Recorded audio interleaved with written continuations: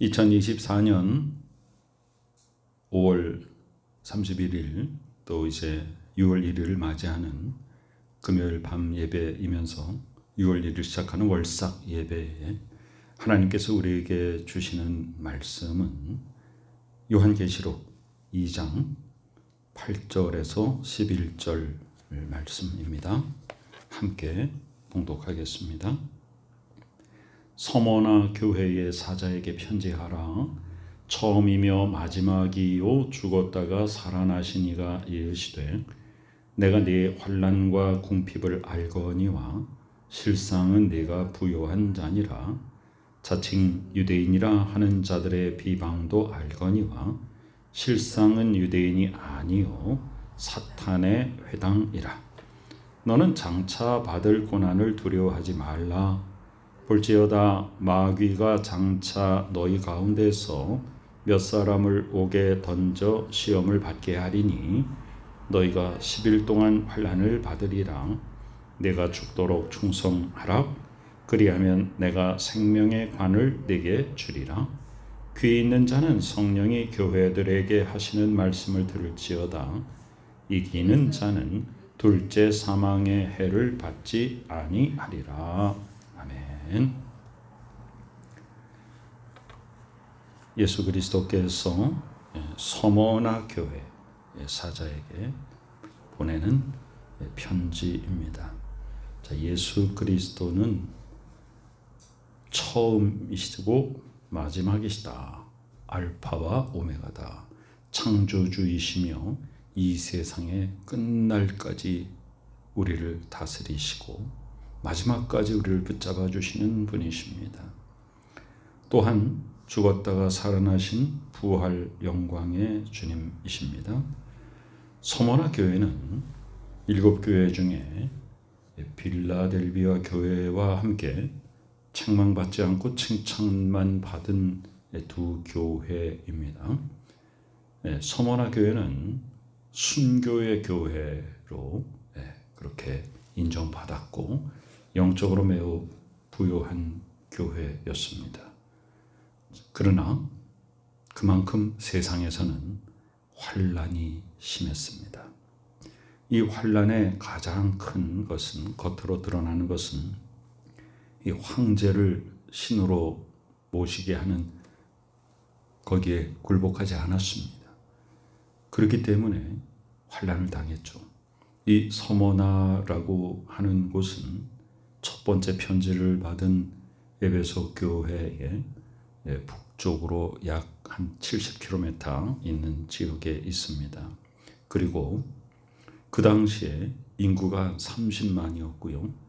소아시아 지역에서, 소아시아라고 하면 이 터키 지역 중에서도 남서부 쪽 부분을 말합니다. 그 소아시아에서 가장 큰 도시가 서머나였습니다. 가장 좋은 아름다운 항구 도시였습니다. 헬라 문화 속에 있던 도시입니다. 서머나라는 말은요, 그 향료의 도시라는 것이에요. 그래서 서머나의 머가 향료인데, 이 향료는 우리가 흔히 생각하는 아름다운 향기를 내는 향료이면서도 또 장사 지낼 때도 사용됩니다. 그래서 이 서머나라는 이름은 여기 살고 있는 그리스도인의 향기로운 삶이면서도 그는 예수 그리스도의 죽음을 예비하고 또한 많은 사람들에게 부패를 방지하는 그런 머라고 하는 그런 향료를 떠올리게 하죠. 환난을 받았습니다. 자, 어떤 환난? 황제 숭배를 안 하니까 그 당시의 통치자로부터, 그 당시의 세상의 권력으로부터 핍박을 받습니다. 세상에서 핍박을 받으니까 어떻게 돼요? 경제적으로 궁핍하게 됩니다. 자, 오늘 서머나 교회는 어떤 교회인가 하면 영적으로 부요한 교회입니다. 실상은 부요한 자다. 그 다음에 이 일들을 누가 주도했냐면 자칭 유대인이라 하는 자들의 비방이다. 근데 실상은 유대인이 아니고 사탄의 회당이다. 이 당시에 여기가 굉장히 큰 도시이다 보니까 유대인들이 와서 많이 살았습니다. 그런데 이 유대인들은 어떤 유대인들이라면 형식적인 유대인, 바리새인적인 삶, 실제로 사랑은 없고 율법의 형식만 있는 사람들, 그러니까 순수하게 그리스도를 믿는 이방인 교회의 성도들을 핍박합니다. 이 사람들은 상당히 유력자였습니다. 그래서 이 서머나 도시를 위해서 후원금을 많이 냈는데, 이 당시의 기록에 보면은 부자 유대인들이 1만 데나리온을 기부했다. 1만 데나리온이면은 엄청난 것이죠.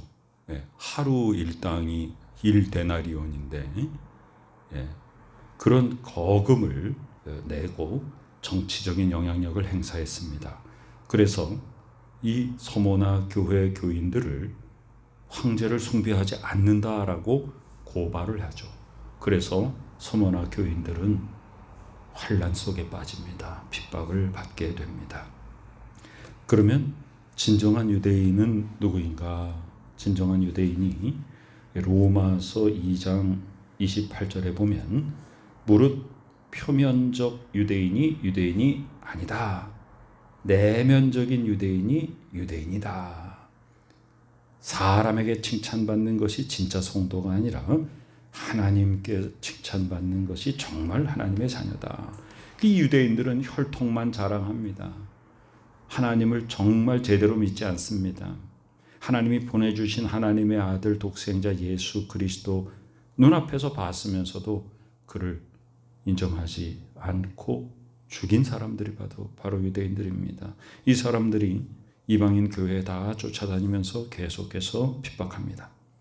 10절에 보니까 지금 환란이 있고 궁핍이 있는데도 앞으로 장차 받을 고난이 또 있다고 말합니다. 장차 받을 고난을 두려워하지 말라. 마귀가 너희 가운데서 몇 사람을 옥에 던져서 시험을 받게 할 것이다.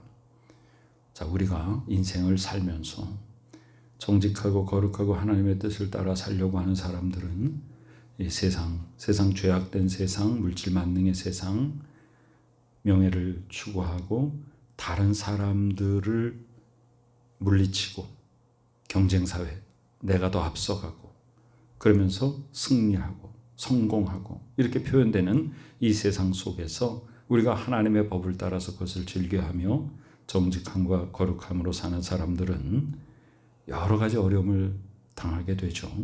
그러나 분명히 말씀하십니다. 너희가 10일 동안 환난을 받을 것이다. 그러나 내가 죽도록 충성하면 내가 생명의 면류관을 내게 주리라. 이렇게 말씀하시거든요. 모든 것은 다 하나님의 주권과 섭리 속에 달려 있습니다. 우리가 이 세상에서 당하는 어려움들이 있죠.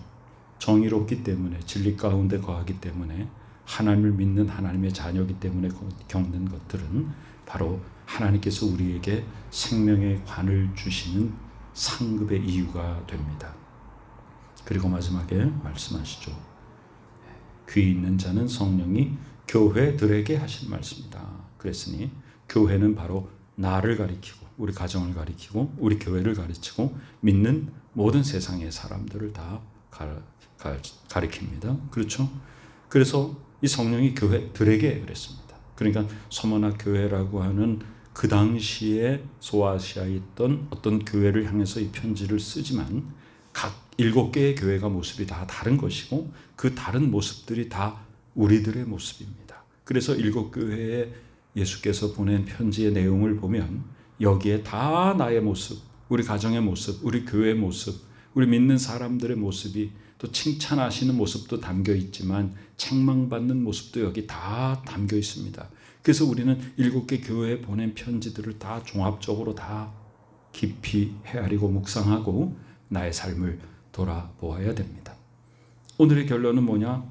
부요한 교회라. 서머나 교회는 진정한 부요함은 어디서 오는 것인가? 바로 하나님을 섬기며 하나님을 경외하며 예수 그리스도의 십자가만 바라보고 나아가는 성도들에게 있는 것입니다. 생명의 관을 우리에게 주십니다.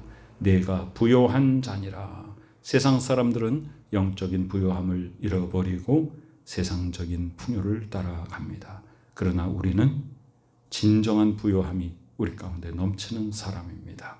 6월달에 하나님께서 우리에게 영적인 더 큰 부요함 주시기를 간절히 소망합니다. 6월달에 영이 잘 되면 육이 잘 되고 범사가 잘 되는 것, 바로 요한 사도가 고백한 축복의 메시지입니다. 영혼이 잘 되고 범사가 잘 되고 우리가 영이 복을 받고 하나님 아버지 은혜 가운데 진정 풍성함이 넘치며 많은 사람들에게 하나님의 사랑을 전하고 받은 축복을 나누는 축복의 통로로서 우리가 든든히 바로서 더욱더 앞을 향하여 전진하여 승리의 열매 맺는 복된 6월달 되시기를 간절히 축원합니다.